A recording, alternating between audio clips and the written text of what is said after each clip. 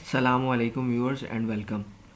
KSE 100 इस week में 122 point plus रहा और ये इस वीक की डोजी कैंडल है। ये इनडिसाइसिव कैंडल होती है, तो वीकली बेस पे अगर 65,350 से ऊपर 65,400 से ऊपर अगर ट्रेड होती है तो फिर ये बुल रन जो चल रहा है ऑलरेडी वो इंटैक्ट हो जाएगा और 66,200 और 67,000 जो हिस्टोरिकल हाई है वो फिर रेजिस्टेंस के तौर पे एक्ट करेंगे। अगर इस वीक में 63,800 से नीचे ट्रेड होती है और डिसाइसिव क्लोजिंग नीचे आ जाती है तो फिर थोड़ा बियर जो है वो इंटैक्ट हो जाएगा।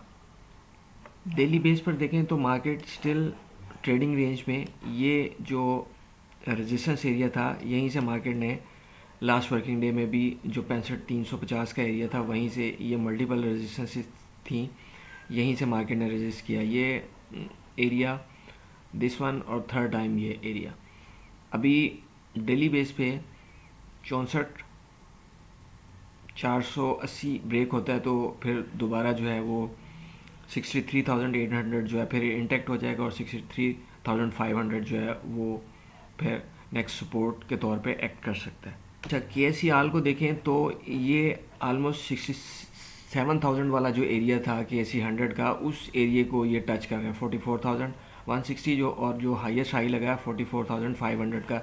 तो KSE आल की स्टोरी जो है वो डिफरेंट है, वो अपने जो मेजर रेजिस्टेंस एरिया उस पर अप्रोच कर रहा है। अच्छा जी, लोड चैम ट्रेडिंग रेंज में ये सबको पता है कि इसकी न्यूज़ आई है कि जो इसका लकी के साथ एग्रीमेंट हो रहा था वो हो गया। तो ग्राफ पे देखें तो ये टॉप शॉर्ट कर रहा था, ये देखें ये रेजिस्टेंस एरिया और यहाँ पे जाके सिग्नल कैंडल्स और अपर शेडोज़ होने का मतलब यही था कि प्राइस यहाँ से रिजेक्ट कर रही है और वो फिर विटनेस करने में आया कि प्राइस लोअर लाख पे, और ये इस एरिया में ब्रेक डाउन भी हुआ था। उसके बाद फिर प्राइस वापस ट्रेडिंग रेंज में चली गई थी। अगस्त में ब्रेक डाउन हुआ था जिसका टारगेट नीचे का निकल रहा था, लेकिन ये वापस ट्रेडिंग रेंज में चला गया और टॉप पे जाके फिर 29 रुपीज़ के एरिया में इसमें दोबारा सेलिंग विटनेस में आई। लकी सीमेंट अपनी एक बुल मूव के बाद साइडवेज में होता हुआ, और ये इसमें भी सिग्नल कैंडल है, इसका लो ब्रेक होने की सूरत में 784 और फिर 777 लो ब्रेक होने की सूरत में फिर जो है वो 731 इंटैक्ट हो जाएगा। और अगर अपर वाली साइड पे रेंज इसकी 804 की ब्रेक होती है तो फिर थोड़ा ऊपर की प्राइसेस नज़र आ सकती हैं। DG सीमेंट में मैं कॉन्टीन्यूसली बता रहा था कि ये एक रेजिस्टेंस लाइन है जो थर्ड टाइम जिसको प्राइस ने आके टच किया। ये दो जो सर्कल्स लगे हुए हैं, इन ट्रेंड लाइंस को, इन टॉप्स को ड्रा करके एक ट्रेंड लाइन ड्रा करें तो इस एरिया में भी इंटीमेट किया गया था कि ये रिजेक्शन हो सकती है यहाँ से प्राइस की।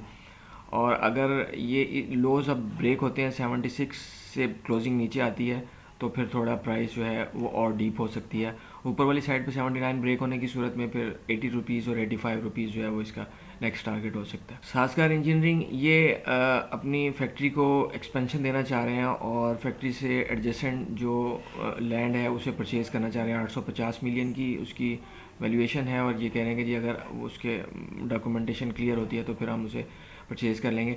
अब ग्राफ पे देखेंगे कि अपने हिस्टोरिकल हाई पे है, इसका मतलब है कंपनी के पास फंड्स हैं और ये इसकी अगर बुक्स पढ़े तो उस हिसाब से अब ये कंपनी यानी रिजर्व्स में से निकल के तो ये एसेट्स की सूरत में चला जाएगा। पाकिस्तान सुजुकी मोटर ने हिस्टोरिकल हाई से हैवी वॉल्यूम के साथ रिजेक्ट किया, तो इसका मतलब है कि प्लेयर्स ने यहाँ पे जो एक लंबे अरसे से इसकी बायबैक की न्यूज़ पे माल लेके चले थे उसकी प्रॉफिट टेकिंग की है। एयर लिंक में ये हेड एंड शोल्डर है, ये ज़रा टेढ़ा सा है लेकिन ये जो मैं ड्रा कर रहा हूँ यहाँ से नुमाया, ये नेकलाइन ड्रा की है और ये दो शोल्डर्स।